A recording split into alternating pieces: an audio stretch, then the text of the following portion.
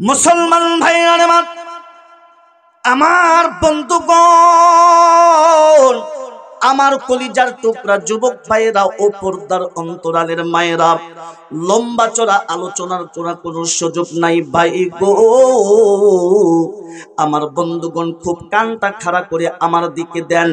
আমার আল্লাহ তাআলা আজ থেকে ১৫০০ বছর পূর্বে তামাম পৃথিবীর মানুষদেরকে জানায়া দিলেন, নবীজি আপনি তামাম পৃথিবীর মানুষদেরকে জানাইয়া দেন, যেই সমস্ত ব্যক্তিরা দুনিয়াতে আমার বন্ধুগণ শান্তি চায়, আখিরাতে মুক্তি চাইয়া আমার বন্ধুগণ জান্নাত নামে দৌলত চায়, নবী গো আমি আল্লাহ তাআলা আপনার মাধ্যমে জানাইয়া দিলাম আমল করতে হবে দুইটি, আমি আল্লাহ তাআলা পুরস্কার দিব দুইটি। জোরে বলি না মারহাবা। এক নাম্বার, নবী গো আমি আল্লাহ তাআলা তার ব্যক্তিগত জীবনে, পারিবারিক, সামাজিক, রাষ্ট্র জীবন পর্যন্ত আমি আল্লাহ তাআলা শান্তি দিয়ে দেব। নাম্বার ২ হইল আমি আল্লাহ তাআলা ওই আল্লাহর বান্দার মৃত্যুর পরে কপালের ভিতরে আমি আল্লাহ তাআলা জান্নাত লেখা দেব। মারহাবা কোন মারহাবা। মুসলমান ভাইরা আমার, এবার আপনি বলতে পারেন হুজুর পৃথিবীর ভিতরে বহু নবীর নাম শুনেছি, আপনি কোন নবীর নাম বলবেন যেই নবীকে মানলে আমার আল্লাহ তাআলা গুনাহগুলিকে মাফ করে দেয়, যেই নবীকে মানলে আল্লাহ তাআলার বন্ধু হওয়া যায়, যেই নবীকে মানলে কিয়ামতের মাঠে জান্নাতের অধিকারী হওয়া যায়, এটা আবার কোন নবী? আমার বন্ধুগণ তাফসিরে ইবনে কাসিরের ভিতরে আমার বন্ধুগণ মুফাসসিরে কেরামগণ লেখছেন, আল্লামা ইবনে মাজেদ দরিয়াবাদী রহমাতুল্লাহ আলাইহি আমার বন্ধুগণ তাফসিরে ইবনে মাজেদের ভিতরে সুন্দর করে ব্যাখ্যা করে দিয়েছেন, এই বুরহান নামে নবী হলো সেই নবী যেই নবীকে মানলে আমার আল্লাহ তাআলা তার তামাম জিন্দেগীর গুনাহগুলি মাফ করে দেয়। মারহাবা কোন মারহাবা। যেই নবীকে আমার বন্ধুগণ চেহারা দেখলে আমার বন্ধুগণ খোদাগুলি নিবারণ হয়ে যায়, যেই নবীর ঘাম মোবারক ছিল পবিত্র, যেই নবী যখন রাস্তা দিয়ে অতিক্রম করত বনের পশু পাখি থেকে নিয়ে গর্তের পিপিলিকা পর্যন্ত সেই নবীরে দেখে সালাম জানাইতো, এই নবী হলো সেই নবী যেই নবী জান্নাতে প্রবেশ না করলে আমার আল্লাহ তাআলা কোন নবী রাসূলকে জান্নাতে প্রবেশ করতে দেবে না। এই মুসলমান ভাইরা কোন দিকে নজর করবেন না। এ যুবক ভাই, আমার আল্লাহ তাআলা যেটা বলে সেটা হক কথা বলে, সত্য কথা বলে, কথা বলেন ঠিক কিনা? এ যুবক ভাই, আজকে আপনার আমার যুবকদের ভিতরে আমার বন্ধুগণ শান্তি নাই, সুখ নাই, কথা বলেন ঠিক কিনা? আজকে আমাদের যুবকগুলি আমার বন্ধুগণ নৈতিক, আমার বন্ধুগণ ধস নেমে গিয়েছে, আজকে আমাদের যুবকদের ব্রেন কমে গিয়েছে, আজকে আমাদের যুবকদের ভিতরে বিজ্ঞানী যুবক পাওয়া যায় না, আমার বন্ধুগণ ট্যালেন্ট যুবক পাওয়া যায় না। কারণ কি জানেননি? একটাই মাত্র কারণ হইল এই যুবকরা আমার নবীর আদর্শকে বাদ দিয়া এই সমস্ত যুবকরা ইহুদি খ্রিস্টানদের আদর্শ গ্রহণ করেছে। কথা বলেন ঠিক কিনা? জোরে বলেন ঠিক কিনা? এ মুসলমান ভাইরা আমার, এই তো কয়েকদিন পূর্বে বিশ্বকাপ টুর্নামেন্ট অনুষ্ঠিত হইল, কথা বলেন ঠিক কিনা? এই শ্যামগাতির কিছু যুবক ভাইদের আমার বন্ধুগণ খেয়াল করলে আপনারা বলতে পারবেন, কিছু যুবকদের সামনে চুল কাটা, পিছনে আমার বন্ধুগণ চুল রাখা, কিছু যুবক আছে আমার বন্ধুগণ নেড়া করছে, কথা বলেন কি করছে? নেড়া করছে। ডাকতে বলা হলো, যুবক ভাই তোমাদের এই অবস্থা কেন? বলে হুজুর আমি মেসিকে ভালোবাসি, আমি নেইমারকে ভালোবাসি, আমি মেসি আর নেইমারের আদর্শে আমি আমার বন্ধুগণ স্টাইলে চুল রেখেছি, আমি মেসি আর নেইমার জিদানের স্টাইলে তো চুল কেটেছি, কথা বলেন ঠিক কিনা? আমার বন্ধুগণ আবার আমাদের কাছে দোয়া চায়, হুজুর আমাদের জন্য দোয়া করবেন, আমরা যেন মেসি আর নেইমারের মতো হতে পারি, মৃত্যুর আগ পর্যন্ত যেন মেসি আর নেইমারের আদর্শের উপরে যেন থাকতে পারি। জোরে বলি সুবহানাল্লাহ। সুবহানাল্লাহ না? এই তোমরা বন্ধ করো, সব এগুলো বন্ধ করো, খাওয়া যাবে না বাবা, সোনার বাপ, এটা খাওয়ার জায়গা না, পরে খাবেন। হ্যাঁ ঠিক আছে, পরে খাবেন। হ্যাঁ তাহলে আমার বন্ধুগণ এটা কি সুবহানাল্লাহ বলা যাবে?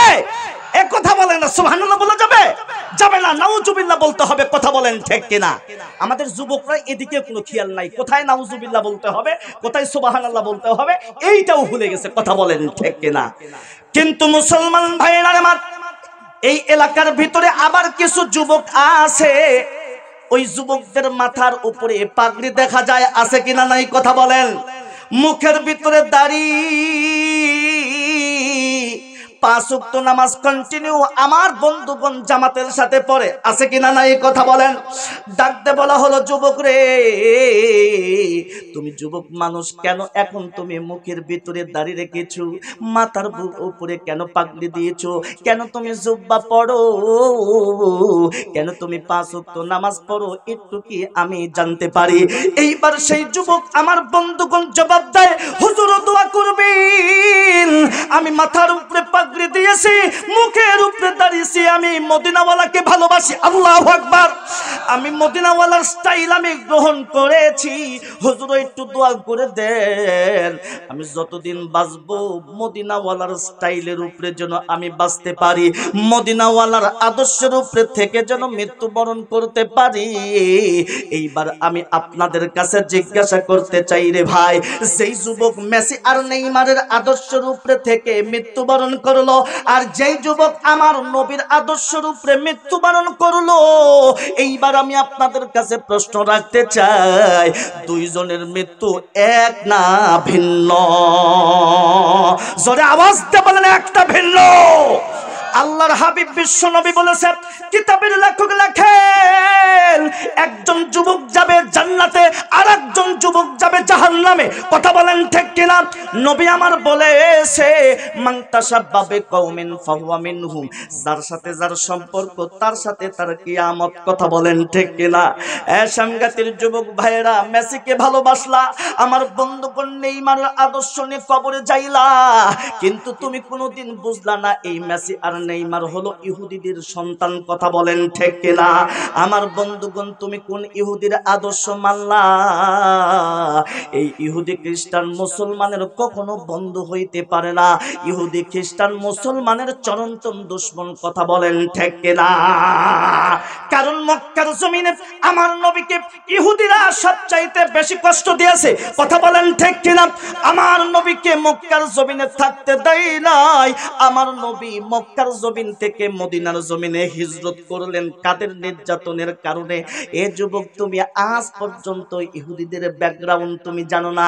এই ইহুদিদের নির্যাতন সইতে না পারিয়া আমার আল্লাহ তাআলার হুকুমে নবীকে বললেন, নবীজি আপনি মক্কার জমিন থেকে আমার বন্ধুগণ হিজরত করে মদিনার জমিনে যান, আমি আল্লাহ তাআলা ইসলামকে চমকাইয়া দেব।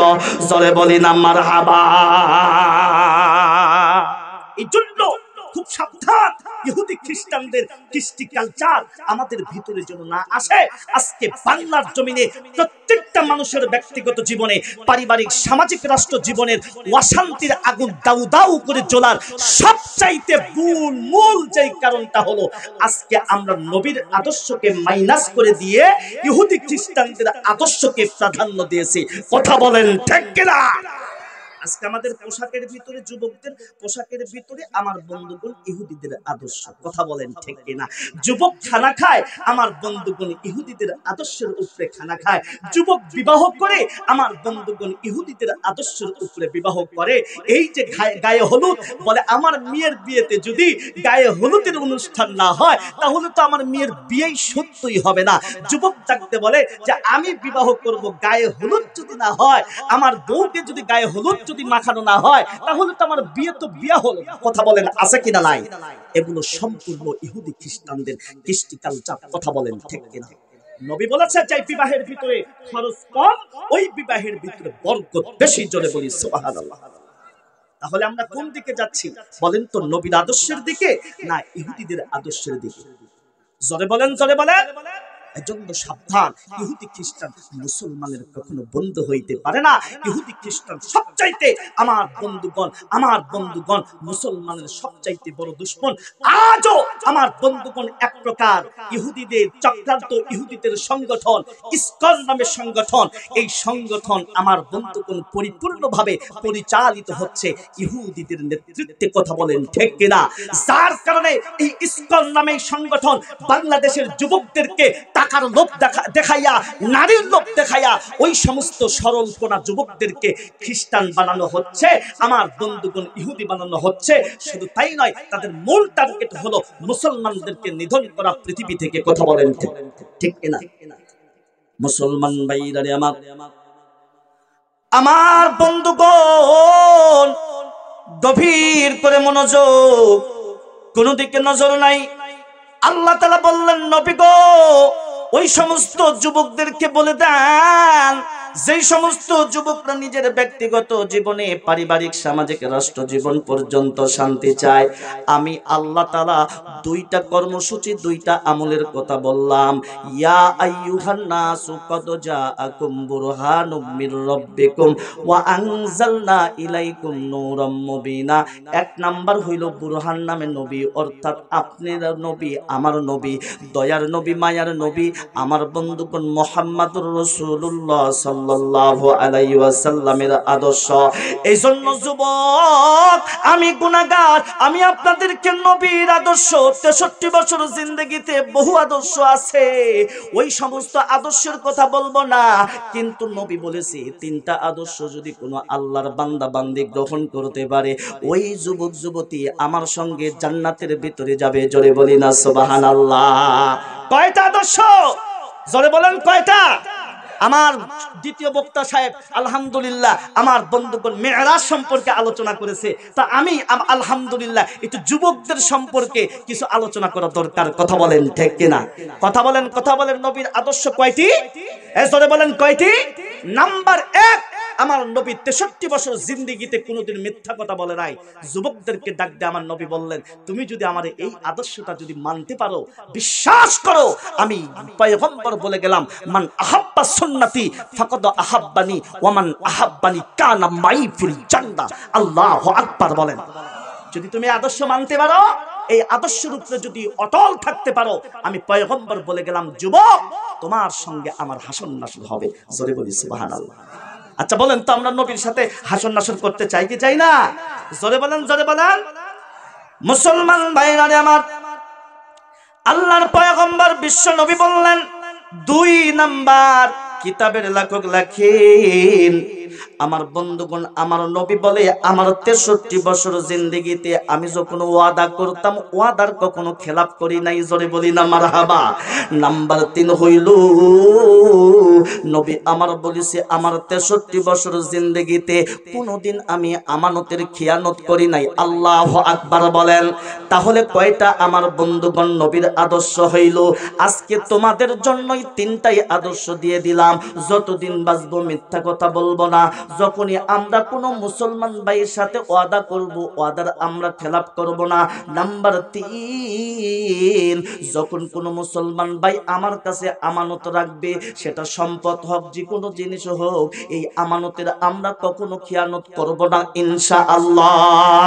2 নম্বর, আল্লাহ রাব্বুল আলামিন तमाम পৃথিবীর মানুষদেরকে জানাইয়া দেন, ও নবীজি, শুধু আপনার আদর্শ গ্রহণ করলে চলবে না, আরেকটা কিতাবের আদর্শ গ্রহণ করতে হবে।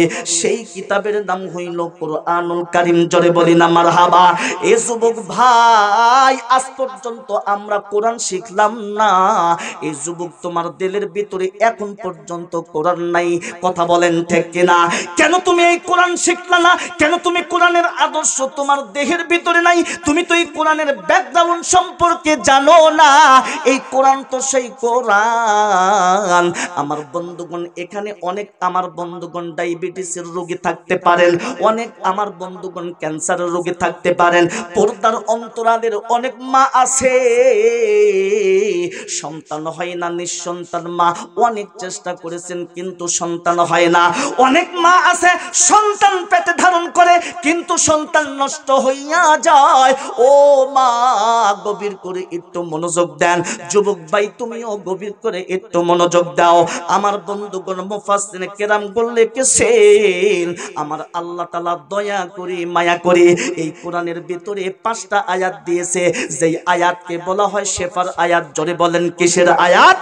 শেফার আয়াত। এই 5টা আয়াত পরে যদি কোনো আল্লাহর বান্দা বান্দি আমার বন্ধুগণ পানিতে ফুৎকার দেয়, এই পানিটা যদি কোনো আল্লাহর বান্দা বান্দি যদি আল্লাহর উপরে বিশ্বাস করে পান করে, ওই মাকে আমার আল্লাহ তাআলা ডাক্তার মাস্টার সন্তান দিয়া কলিজাটা ঠান্ডা করে দেবে। জোরে বলি না সুবহানাল্লাহ। কোন ক্যান্সারের রোগী যদি এই পানিটা যদি পান করে, আমার আল্লাহ তাআলা ওই আল্লাহর বান্দাকে ক্যান্সারের রোগটা ভালো করে দিবে। ডায়াবেটিসের রোগী যদি এই পানিটা পান করে, আমার আল্লাহ তাআলা ওই পানি পান করার কারণে আমার মালিক আল্লাহ তাআলা তার আমার বন্ধুগণ ডায়াবেটিসের রোগটা ভালো করে দিবে। বলেন তো এই শক্তি আমার আল্লাহ তাআলার আছে কিনা নাই? এ যুবক, তুমি এই কোরআন সম্পর্কে কিছুই জানো না, কোরআনের ব্যাকগ্রাউন্ড সম্পর্কে কিছুই জানো না। এই কোরআন তো সেই কোরআন, তুমি যদি কোরআনের সাথে সম্পর্ক করো, আমার আল্লাহ তাআলা তোমাকে গায়েবী ভাবে কুদরতি ভাবে হেফাজত করবে। কেমন ভাবে হেফাজত করবে? খলিফাতুল মুসলিমিন হযরতে ওমর বলে, আমি একদিন মহাবড় বিপদে পড়েছিলাম, যেটা দুনিয়ার মানুষ নাই আমাকে রক্ষা করে। আমি এমন একটা পর্যায়ে চলে গিয়েছিলাম, আমার ঈমান চলে যাবে এইরকম ভাব হয়ে গিয়েছে, কিন্তু কোরআনের সাথে সম্পর্ক রাখার কারণে আমার মালিক কুদরতি ভাবে আমাকে হেফাজত করেছে। সকল সাহাবীরা বললেন, আমিরুল মুমিনিন কি এত বড় বিপদে পড়েছিলেন? বলে, আমি মসজিদ নববীতে বসে আছি, হঠাৎ করে 3 জন ইহুদি মক্কার জমিন থেকে মদিনার জমিনে এসে আমার খোঁজ করে আমাকে খুঁজে পাইলেন। আমাকে পাওয়ার পর ডাকতে বললেন, আমিরুল মুমিনিন তুমি নাকি খলিফাতুল মুসলিমিন হযরতে ওমর? বলে, জি জি আমি হলাম ওমর। বলে, তোমাদের কোরআন নাকি এমন একটি কোরআন, যেই কোরআনের সামনে দিয়ে পিছন দিক থেকে কোনো বাতিল ঢোকার মতো পথ নাই। তোমাদের কোরআন নাকি এমন কোরআন, পৃথিবীর ভিতরে যতগুলা প্রশ্ন আছে সব প্রশ্নের সমাধান নাকি তোমাদের কোরআনে আছে। মারহাবা পান মারহাবা। আছে কিনা নাই? কথা বলেন না, আছে কিনা নাই? আমার বন্ধুগণ, কিতাবের লেখক লেখেন, এই 3 জন ইহুদি ওমরকে ডাকতে বললেন, ওমর ভাই, আমরা বহুদূর থেকে আপনার নিকটে এসেছি, কোরআন সম্পর্কে আমরা 3টা প্রশ্ন করব তোমাকে, এই চ্যালেঞ্জ তুমি গ্রহণ করবা কিনা? আমার বন্ধুগণ, এই 3টা প্রশ্নের জবাব যদি দিতে পারো, কথা দিলাম ওমর ভাই, আমরা 3 জন ইহুদি তোমার হাতে কলেমা পড়ে মুসলমান হয়ে যাব। জোরে বলি না মারহাবা। কিন্তু আমিরুল মুমিনিন, এই 3টা প্রশ্নের জবাব যদি তুমি না দিতে পারো, আমার হাতে ওয়াদাবদ্ধ হতে হবে, আমাদের ইহুদি ধর্ম গ্রহণ করতে হবে। শুধু তাই নয় রে ওমর, তোমার জবান দ্বারা কোরআনকে মিথ্যা সাব্যস্ত করতে হবে, আল্লাহকে মিথ্যা সাব্যস্ত করতে হবে। বলেন তো যুবক ভাই, কোন ব্যক্তি যদি ইহুদি হয়ে যায়, কোন ব্যক্তি যদি আল্লাহকে মিথ্যা সাব্যস্ত করে, বলেন তার ঈমান থাকবে না চলে যাবে? এজরে বলেন, ঈমান থাকবে না চলে যাবে? আমিরুল মুমিনিন ডাকতে বললেন, ইহুদি ভাই বলো বলো, আমি তোমাদের চ্যালেঞ্জ গ্রহণ করলাম, তোমাদের 3টা প্রশ্ন। বলে, খুব খেয়াল করবেন, এইবার 3 জন ইহুদিদের ভিতর থেকে একজন ইহুদি দাঁড়াইয়া ডাকতে বলতেছে, আমিরুল মুমিনিন, আমাদের প্রথম নাম্বার প্রশ্ন হইল, তোমার কাছে জানতে চাই, কোরআন থেকে জবাব দিতে হবে। বলে, জি জি বলেন বলেন, কি জানতে চান? এবার ডাকতে বললেন, এই পৃথিবীর জমিনে একটা কবর আছে, ওই কবরটা হলো জীবিত কবর। জোরে বলি না মারহাবা। কি কবর ভাই? যুবক ভাই আওয়াজ দে বলেন। জীবিত কবর। জীবনে বহু কবরের নাম শুনেছি, দেখেছি, কিন্তু জীবিত কবর দেখি নাই। কথা বলেন ঠিক কিনা? আমিনুল মুমিনিন, এই পৃথিবীর ভিতরে একটা কবর আছে, ওই কবরটা হলো জীবিত কবর। কবরের ভিতরে যে লাশটা আছে, ওই লাশটাও মৃত লাশ নয়, জীবিত লাশ। শুধু তাই নয় রে ওমর, এই জীবিত কবর, জীবিত লাশকে নিয়ে 1 নয় 2 নয় 40 দিন পর্যন্ত হাঁটাহাঁটি করেছে। ও আমিরুল মুমিনিন, তুমি কোরআন থেকে জবাব দিবা এই আমার বন্ধুগণ কবরের পরিচয়টা কি এবং এই লাশের পরিচয়টা কি। তুমি যদি কোরআন থেকে জবাব দিতে পারো, কথা দিলাম তোমার হাতে কলেমা পড়ে মুসলমান হয়ে যাব। জোরে বলি না মারহাবা। আমিরুল মুমিনিন ডাকতে বললেন, ভাইজান আপনাদের 2 নম্বর প্রশ্নটা বলেন। এইবার 2 নম্বর ইহুদি দাঁড়াইয়া ডাকতে বলতেছেন, আমিরুল মুমিনিন তোমার কাছে জানতে চাই, এই পৃথিবীর জমিনে এমন একটি জায়গা আছে যেই জায়গায় সূর্যের আলো একবার স্পর্শ করেছে, কিয়ামত পর্যন্ত আর ওই জায়গায় সূর্যের আলো স্পর্শ করবে না। আমিরুল মুমিনিন ওমর, তুমি কোরআন থেকে জবাব দিবা পৃথিবীর ভিতরে ওই জায়গাটা কোন জায়গা। তুমি যদি কোরআন থেকে জবাব দিতে পারো, কথা দিলাম তোমার হাতে কলেমা পড়ে মুসলমান হয়ে যাব। 3 নম্বর ইহুদি দাঁড়ায়া ডাকতে বলতেছেন, আমিরুল মুমিনিন তোমার কাছে জানতে চাই, কোরআন থেকে জবাব দিবা এই পৃথিবীর ভিতরে একজন মা আছে যেই মা 2টা সন্তান একসাথে জন্মগ্রহণ করেছে। বলেন তো আমাদের অনেক মা কিন্তু 2 সন্তান একসাথে জন্ম দিয়ে দেয়, যাদেরকে আমাদের ভাষায় যমজ সন্তান বলে। কথা বলেন ঠিক না? ডাকতে বললেন, আমিরুল মুমিনিন এই পৃথিবীর জমিনে একজন মা আছে যেই মা 2টা সন্তান একসাথে জন্ম দিয়েছে, একসাথে 2টা সন্তান মারা গিয়েছে, কিন্তু বয়স হিসাব করলে দেখা যায় এক ভাই আর এক ভাইয়ের চাইতে 100 বছরের বড়। আল্লাহু আকবার। আচ্ছা বলেন তো, এমন সন্তান যদি জন্ম নেয়, যদি মারা যায়, দেখা যাবে 1 দিন 2 দিন 10 মিনিট আধা ঘন্টা ব্যবধান হতে পারে বয়সের। কথা বলেন ঠিক কিনা? কিন্তু এমন কোন সন্তান, কোন মায়ের 2 সন্তান একসাথে জন্ম নিল, যেই 2 সন্তান দুনিয়ার ভিতরে আমার বন্ধুগণ একসাথে জন্ম নিয়েছেন, আবার একসাথেই মৃত্যুবরণ করেছেন, কিন্তু বয়সের ডিফারেন্স এক ভাই আর এক ভাইয়ের চাইতে কয়শো বছরের বড়। কথা কয় না ভাইরে, কথা কয় না। 100 বছরের বড়। আমিরুল মুমিনিন তুমি যদি জবাব দিতে পারো এই মায়ের পরিচয়টা কি, এই 2 সন্তানের পরিচয়টা কি, কোরআন থেকে যদি জবাব দিতে পারো, খোদার কসম করে বলতেছি, তোমার রবের কসম করে বলতেছি, তোমার হাতে কলেমা পড়ে মুসলমান হয়ে যাব। জোরে বলি সুবহানাল্লাহ। আর একটু জোরে বলা যাবে না সুবহানাল্লাহ? মুসলমান ভাইরা আমার, আমিরুল মুমিনিন খলিফাতুল মুসলিমিন হযরত ওমর तमाम পৃথিবীর মানুষদেরকে ডাকতে বললেন। মানুষের সব সময় সব প্রশ্ন কিন্তু মনে থাকে না। কথা বলেন ঠিক কিনা? আমি এমন একটা বেকায়দায় পড়ে গেলাম, ওই মুহূর্তে আমার এই 3টা প্রশ্নের জবাব মাথার ভিতরে ছিল না, জানা ছিল না। হায় হায়, আমাকে সেখান থেকেও আসতে দিবে না, পিছনে ঘুরতে দিবে না, কারণ ওয়াদা করেছে এই মুহূর্তে আমাকে আমার বন্ধুগণ ইহুদি ধর্ম গ্রহণ করতে হবে, আমার জবান দ্বারা আল্লাহকে মিথ্যা সাব্যস্ত করতে হবে, কোরআনকে মিথ্যা সাব্যস্ত হবে। হযরত ওমর বলে, আমি ডুকরে ডুকরে কান্না শুরু করে দিলাম। একবার আসমানের দিকে তাকাই, মালিক রে, আজ বুঝি বড় বিপদে পড়ে গেলাম, আজ বুঝি আমি ঈমান হারা হয়ে গেলাম। কিন্তু তোমরা শুনছনি আমার মালিক আল্লাহ তাআলা কোরআনের সাথে সম্পর্ক কেন যুবক তুমি রাখবা না?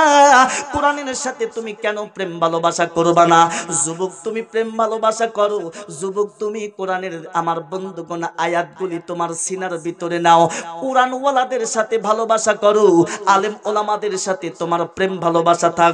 যুবক তুমি যত বড় বিপদে পড়ো না কেন, আমার মালিক কুদরতি ভাবে তোমাকে হেফাজত করবে। কথা বলেন ঠিক কিনা? এই সাংঘাতিক অনেক যুবক ভাই, অনেক যুবতী বোন আমার বন্ধুগণ ঢাকার প্রান্তে চাকরি করার জন্য গিয়েছে। এই তো কয়েক বছর পূর্বে আমার বন্ধুগণ, আমার ভাইজান গার্মেন্টসে চাকরি করে, নিচতলায় আগুন ধরে যায়, দ্বিতীয় তলায় সকল মানুষগুলি যুবক যুবতীগুলি পুড়ে মারা যায়। কিন্তু এমন যুবক দেখা গিয়েছে ওই বিল্ডিং এর ভিতরে, ওই রুমের ভিতরে এমন যুবক পাওয়া গিয়েছে, ওই যুবকের একটা পশম পর্যন্ত কোনো ক্ষতি হয় নাই। কথা বলেন ঠিক কিনা? আছে কি না? নয়? কেন কেন যুবক তুমি কেন বুঝো না? এ যুবক, যেই যুবক হেফাজত করেছেন আমার আল্লাহ, বলে এই যুবক কোনো না কোনো সময় মসজিদের সাথে ভালোবাসা ছিল, আলেম ওলামাদের সাথে ভালোবাসা ছিল, আমার বন্ধুগণ কোরআনের সাথে আমার বন্ধুগণ ভালোবাসা ছিল। কোরআনের কারণে, কোরআনের ইজ্জতের কারণে, কোরআনের সম্মানের কারণে আমার মালিক আল্লাহ তাআলা ভয়ঙ্কর আগুনের ভিতর থেকে ওই যুবককে হেফাজত করেছে, যেমনটি হেফাজত করেছেন খলিফাতুল মুসলিমিন হযরতে ওমরকে। হযরতে ওমর ডাকতে বললেন, আমি বিপদে পড়ে গেলাম, টুকরে টুকরে কান্না শুরু করে দিয়েছি। হঠাৎ করে পিছন দিক থেকে ছোট্ট একটা ভাতিজা, আমার বন্ধুগণ বয়স মাত্র 5 বছর অথবা 6 বছর হবে, ডাকতে বলে, চাচা গো মেহেরবানি করে আমার দিকে একটু তাকান, আপনার চোখ যেন কেমন যেন লাল দেখা যায়, আপনি কেন কান্না করতেছেন, আপনার চেহারার ভিতরে কেমন যেন কালিমার দাগ দেখা যায়, চাচা গো কি হয়েছে একটু বলবেন নি আমারে? খলিফাতুল মুসলিমিন হযরতে ওমর বলে, আমি ছোট্ট বাচ্চাকে কি বলবো, আমি ওমর জবাব দিতে পারছি না, আমার ভাতিজাকে আমি কি বলবো? তারপরে ওই ছোট্ট ভাতিজা বারবার আমাকে বলতেছে, চাচা গো মেহেরবানি করে আপনার কি হয়েছে এটা একটু শুনতে চাই। আল্লাহু আকবার বলেন। এই রকম ভাবে পিড়াপিড়ি করার পর আমি খলিফাতুল মুসলিমিন হযরতে ওমর ডাকতে বললাম, ভাতিজা বড় বিপদে পড়ে গিয়েছি, এই যে দেখো 3 জন ইহুদি দাঁড়ায় আছে, তারা আমার বন্ধুগণ আমার দিকে দেখো কেমন আক্রমণাত্মক ভাবে তাকায় আছে, তারা আমাকে ইহুদি বানাবে, কারণ তারা চ্যালেঞ্জ গ্রহণ করেছে, আমি সেটার সমর্থন করেছি। 3টা প্রশ্ন করেছে, এই 3টা প্রশ্নের জবাব আমি যদি দিতে পারি তারা কালিমা পড়ে মুসলমান হবে, আর যদি না দিতে পারি আমাকে কালিমা পড়ে ইহুদি ধর্ম গ্রহণ করতে হবে। ভাতিজা গো আমি বড় বিপদে পড়ে গিয়েছি। কিতাবের লেখক লেখেন, খলিফাতুল মুসলিমিন হযরতে ওমর বলে, আমার ওই ছোট্ট ভাতিজা ডাক দে বলে, চাচা গো আমি কি ওই 3টা প্রশ্ন শুনতে পারি? আল্লাহু আকবার বলেন। আমি খলিফাতুল মুসলিমিন হযরতে ওমর 3টা প্রশ্ন আমার ওই ছোট্ট ভাতিজাকে বললাম, এই 3টা প্রশ্ন ওই ইহুদি করেছে। আমার ওই ছোট্ট ভাতিজা ডাক দে বলে, চাচা গো মুস্কি হাসিটা হেসে দেন, আপনার হাত দ্বারা আপনার চোখের পানিগুলি মুছে নেন, এই 3টা প্রশ্নের জবাব আমার মালিক আল্লাহ তাআলা আজ থেকে 3 মাস পূর্বে আমার সিনার ভিতরে দিয়ে দিয়েছে। আল্লাহু আকবার। আর জোরে আওয়াজ দিয়ে বলে আল্লাহু আকবার। খলিফাতুল মুসলিমিন হযরত ওমর চিৎকার দিয়ে ডাক দিয়ে বলেন, আয় বাবা আমার বুকের ভিতরে আয়, আজকে যদি এই 3টা প্রশ্নের জবাব তুমি ছোট্ট বাচ্চা যদি দিতে পারো, পৃথিবীর ভিতরে ইতিহাস হয়ে যাবে। কিতাবের লেখক লেখেন, এই ছোট্ট ভাতিজা ডাক দিয়ে বললেন, ইহুদি ভাই বলেন বলেন আপনাদের 3টা প্রশ্ন বললেন। ইহুদি 3টা প্রশ্ন বলল। ছোট্ট ভাতিজা আব্দুল্লাহ ইবনে আব্বাস কোরআন ধরে ধরে বারে বারে সুন্দর করে সাবলীল ভাষায় ওই ইহুদিদের 3টা প্রশ্নের জবাব দিয়ে দেয়। আর কিতাবের লেখক লেখেন, ওই মুহূর্তে 3 জন ইহুদি খলিফাতুল মুসলিমিনের হাতে কলেমা পড়ে মুসলমান হয়ে যায়। জোরে বলি না মারহাবা। আল কোরআনের সৈনিক মোরা, নেই তো কোনো ভয়। মারহাবা কর। আল কোরআনের সৈনিক মোরা, নেই তো কোনো ভয়, এক আল্লাহর সৈনিক মোরা, এই তো পরিচয় আমার, এই তো পরিচয়। এই পৃথিবীর সবই নকল, আসল কিছু নয়, এক আল্লাহর সৈনিক মোরা, এই তো পরিচয় আমার, এই তো পরিচয়। আমিন বলা যাবে না? আর জোরে বলি আল্লাহুম্মা আমিন। আধা ঘন্টা সময় আর দেওয়া যাবে? এই 3টা প্রশ্নের জবাব, কঠিন 3টা প্রশ্নের জবাব কিতাবের লেখক লেখেন, বলে কিয়ামত পর্যন্ত এই 3টা প্রশ্ন এবং এই 3টা প্রশ্নের জবাব ইতিহাসের পাতায় লেখা থাকবে। আল্লাহু আকবার বলেন, আল্লাহু আকবার। আর জোরে বলেন আল্লাহু আকবার।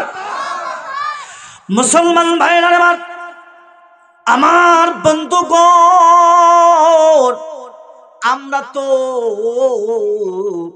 আপনাদের আলোচনা করতেছি, কিন্তু মা বোনেরা চাতক পাখির মতো তাকায় আছে, বলে হুজুর শুধু পুরুষদের আলোচনা করে আমাদের আলোচনা করে না। কথা বলেন ঠিক কিনা? কারণ মায়েরা যদি ভালো হয়ে যায় বলে একটা ফ্যামিলি ভালো হয়ে যাবে, মা যদি ভালো হয় একটা দেশ ভালো হয়ে যাবে। কথা বলেন ঠিক কিনা? জোরে বলেন ঠিক কিনা? মুসলমান ভাইয়েরা আমার, আজকে মায়েদের সংসারের ভিতরে শান্তি নাই, স্বামী দেখতে পারে না। কথা বলেন ঠিক কিনা? কত মায়ের অভিযোগ আমাদের কাছে, আপনারা বুঝবেন না। আমরা যারা মসজিদের ইমাম সাহেব, মুয়াজ্জিন সাহেব আছি, আমাদের কাছে প্রত্যেকটা দিন 2টা 3টা করে মহিলা আসে, বলে একটাই অভিযোগ, বলে হুজুর ও বিবাহর পর থেকে নিয়ে 2 বছর সব ঠিকঠাক ছিল, কিন্তু একটা বাচ্চা হওয়ার পর আমার স্বামী আমাকে আর টাইম দেয় না, আমার স্বামী আমার কথা শুনে না, শুধু আমার শাশুড়ির কথা শুনে। কথা বলেন আছে কিনা নাই? হুজুর একটা তাবিজ দেন, তাবিজ দেন, আমার স্বামী যেন আমার কোথায় উঠে আর বসে, আমার শাশুড়ির জন্য আমার কোথায় উঠে আর বসে। এমন মহিলার সামনে আছে কিনা নাই? কথা বলেন আছে কিনা নাই? হুজুরের কাছে বারবার আসার পরে, আচ্ছা বলেন তো, স্বামীকে বাধ্য বানানোর কি কোনো তাবিজ হয়? জোরে বলে না। এ যুবক, তোমরা প্রেম করার জন্য যেই কবিরাজের কাছে যাও, অমুক মেয়ের সাথে আমাকে প্রেম করে দিতে হবে, আছে কিনা নাই? কথা বলেন। এ বন্ধু, তোমার কাছ থেকে শুধু টাকাই খাবে, টাকাই খাবে। প্রেম প্রীতি আমার বন্ধুগণ কখনোই এক করে দিতে পারে না। আমার বন্ধুগণ দুইজনের মিল একমাত্র করে দিতে পারেন, তিনি হলেন আমার আল্লাহ। কথা বলেন ঠিক কিনা? এমন ভাবে বারবার বলার পরেও যদি ওই মহিলা যদি দরবার ত্যাগ না করে, মেজাজ খারাপ হবে কিনা? কথা বলেন, কথা বলেন, হবে কিনা?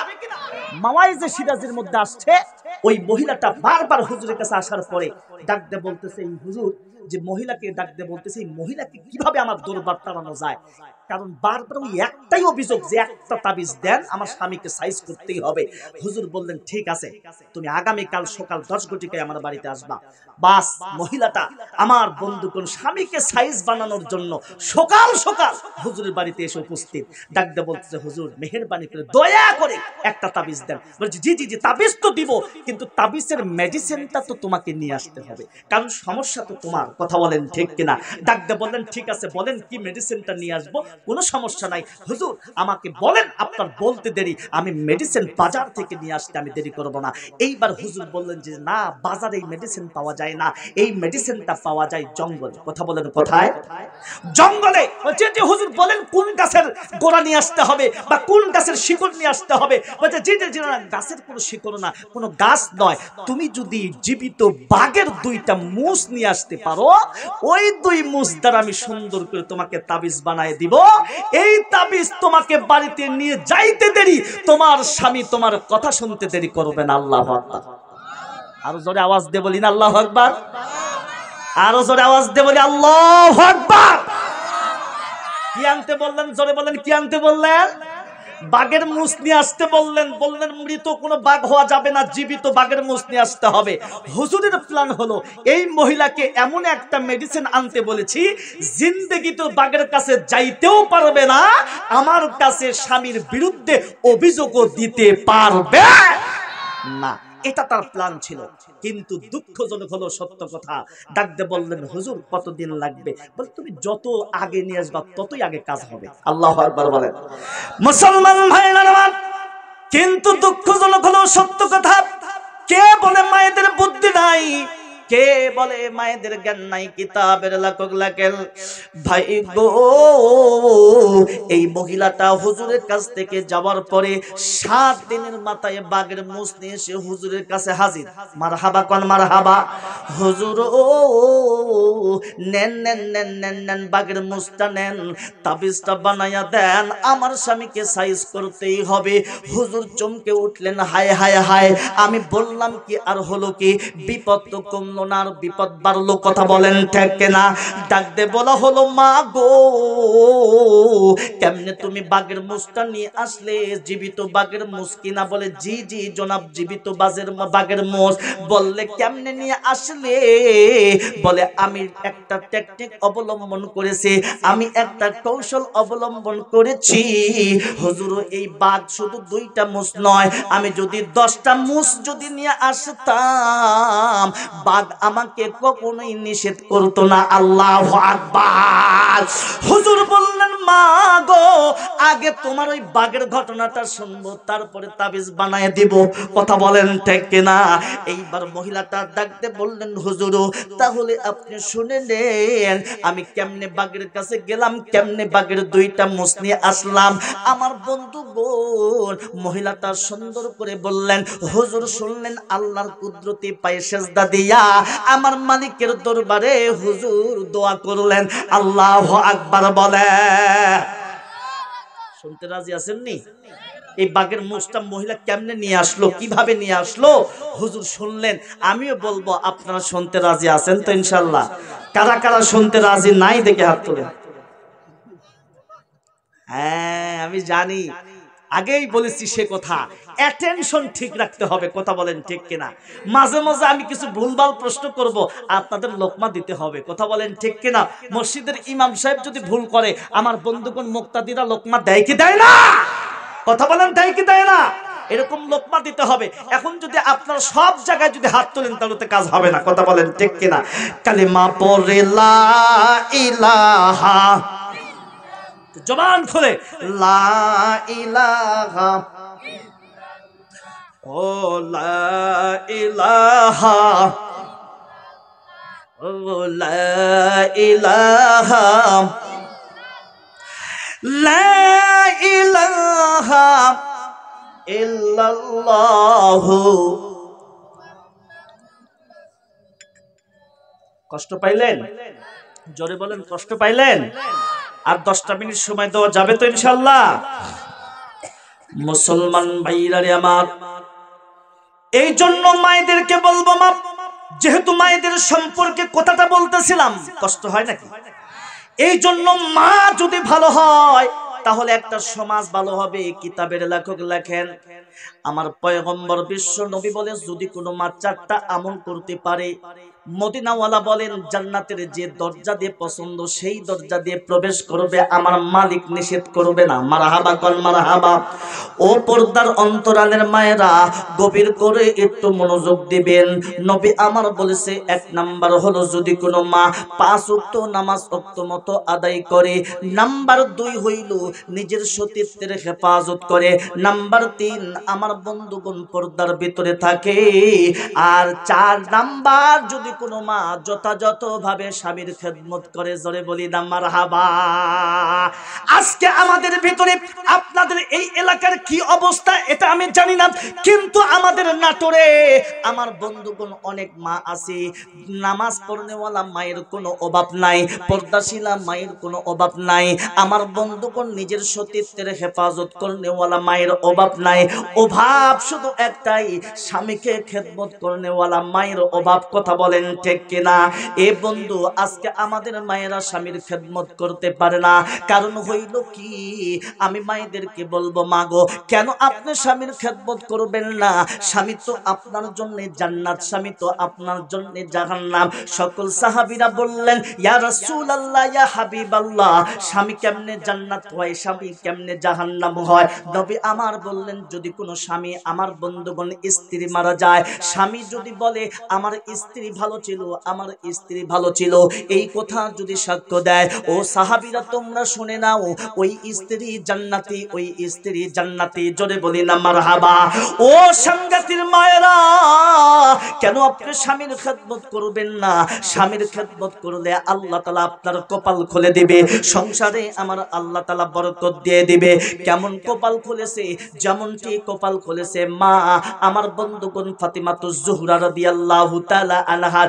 মা ফাতিমাকে তামাম পৃথিবীর মহিলাদের সর্দারনী বলা হয়। কেন বলা হয় জানেননি? আমার বন্ধুগণ মা ফাতিমা নামাজ পড়ে আমার বন্ধুগণ জান্নাতের সর্দারনী হন নাই, রোজা রেখে আমার মা আমার বন্ধুগণ জান্নাতের সন্তানি হন নাই, তাহলে কেমনে এত বড় সার্টিফিকেট পেয়েছে? কিতাবের লেখক লেখেন ওনার স্বামী হযরতে আলী রাদিয়াল্লাহু তাআলা আনহু আমার বন্ধুগণ ফাতেমার খেদমত পাইয়া ফাতেমার জন্য আল্লাহর কাছে দোয়া করেছে, মালিক গো আমার ফাতেমাকে তামাম পৃথিবীর মহিলাদের সন্তানি বানায় দাও। স্বামীর দোয়া কবুল কইরা আমার মালিক ফাতেমাকে তামাম পৃথিবীর মহিলাদের সন্তানি বানায় দিয়েছে। জোরে বলি না মারহাবা। ও সাংঘাতিক মায়েরা, গভীর করে একটু মনোযোগ দাও। কেন তুমি স্বামীর খেদমত করবা না? যেমনটি স্বামীর খেদমত করেছিলেন মা আয়েশা সিদ্দিকা রাদিয়াল্লাহু তাআলা আনহা। কিতাবের লেখক লেখেন নবী আমার একদিন বললেন, আয়েশা রে আজকে আমি তোমার ঘরে সববাসী করব, আমি তোমার ঘরে থাকবো। নবী আমার এশার নামাজ পড়ার পরে আমার বন্ধুগণ আয়েশার রুমে যায়। আয়েশা আমার বন্ধুগণ সুন্দর করে বিছানাটা বিছায়া রাখছে। ডাকতে বললেন, আয়েশা রে আমার পেটে বড় ক্ষুধা, আমাকে কিছু কি খানা খাইতে দিবা? আয়েশা দৌড়াইয়া যায়, 3টা খুরমা খেজুর আর জয়তুনের তেল নিয়ে নবীর হাতের ভিতরে দেয়। নবী আমার বন্ধুগণ 3টা খুরমা খেজুর খাইলেন, জয়তুনের তেল দ্বারা খাওয়ার পরে ডাকতে বললেন, আয়েশা রে আমি বড় ক্লান্ত, সারাদিন মানুষের দাঁড়ে দাঁড়ে, সারাদিন মানুষের বারে বারে গিয়েছি। আয়েশা আমাকে একটু কি শোয়ার ব্যবস্থা করে দিবা? আয়েশা বললেন, নবী গো চিন্তা করবেন না, যান যান আপনার জন্য বিছানাটা বিছায়া রাখছি। আমার নবী দৌড়াইয়া রুমের ভিতরে যায়, দেখে বিছানা বিছানো আছে কিন্তু বালিশ নাই। মারহাবা কল মারহাবা। ডাকতে বললেন, আয়েশা রে বিছানা বিছানো আছে কিন্তু বালিশ নাই, আমি কার উপরে মাথাটা রাখবো? কিতাবের লেখক লেখেন আয়েশা ডুকরে ডুকরে কান্না করে আর ডাকতে বলে, প্রাণের স্বামী গো চিন্তা করবেন না, চিন্তা করবেন না, আজকের রাতের জন্য আমি আপনার জন্য এমন একটা বালিশ বানাইছি যেই বালিশটা দুনিয়া তুলা দ্বারা বানাই নাই, দুনিয়ার কাপড় দ্বারা বানাই নাই, দুনিয়ার আমার বন্ধুগণ কার দ্বারা বানাই নাই। এই যে আমার মালিক 2টা রান দিয়েছে, এই 2টা রান আজকের রাতের জন্য আমি আপনার জন্য ফেদা করে দিলাম। আপনি আমার এই রানের উপরে মাথা দিয়া সারা রাত আপনি ঘুম পারবেন। জোরে বলি না মারহাবা। আমার নবী আয়েশা রানীর উপরে মাথাটা দিলেন, ডাক দিয়ে বললেন, প্রাণের স্বামী আমি কি আপনার মাথাটা একটু মৈথুন করে দিব? আমি কি আপনার মাথাটা একটু আশ্রয়া দিব? আপনার মাথার ভিতরে চুলের ভিতরে কতগুলি বালি দেখা যায়, আপনি যদি একটু অনুমতি দিতেন আমি আপনার মাথাটা একটু আশ্রয় দিতাম।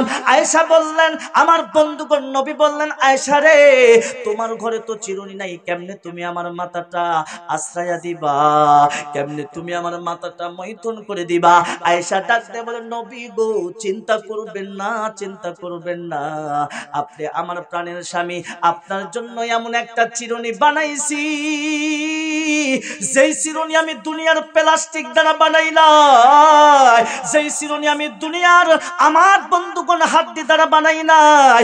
এই যে 2টা হাত দেখতেছেন, এই 2টা হাতের 10টা আঙ্গুলি আমি চিরুনি বানাইব। মারহাবা কল মারহাবা। এই 10টা আঙ্গুলি দ্বারা আমি আপনার মাথাটা মৈথুন করে দিব। নবীর মাথার চুলের ভিতরে যখন আয়েশা 10টা আঙ্গুলি ঢোকায় দেয়, চুলগুলি আলতো করে এপাশ ওপাশ যখন করে দেয়, এমন সময় আমার নবী আয়েশার দিকে মুস্কি হাসি দিয়া ডাকতে বললেন, আয়েশা রে আজকে তোমার খেদমত পাইয়া তোমার স্বামী তোমার উপরে রাজি হয়ে গিয়েছে। আল্লাহু আকবার বলেন।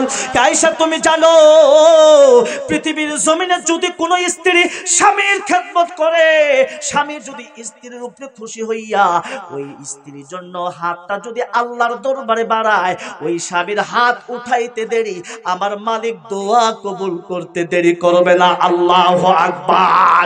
আর চলে বলি আল্লাহু আকবার, লিল্লাহি তাকবীর। এমন স্ত্রী পাওয়া বড় কঠিন, কথা বলেন ঠিক কিনা? জোরে বলেন ঠিক কিনা? কিন্তু আমাদের মা বোনদের অবস্থা এমন হয়ে গিয়েছে, বলে স্বামী বাজার থেকে 10টার সময় চাকরি করে ব্যবসা করে ঘরের ভিতরে আসছে, আমার বন্ধুগণ বাহির থেকে ডাক দিয়েছে, অমকের মা দরজাটা খোলো, বলে দরজাটা খোলা রয়েছে, দরজা খোলা রয়েছে। আল্লাহর বান্দা ঘরের ভিতরে ঢুকলেন, বলে আমি একটু ফ্রেশ হয়ে নিব, বলে বাথরুম খোলা রয়েছে, ওয়াশরুম খোলা রয়েছে, ওখানে তুমি ফ্রেশ হয়ে নাও।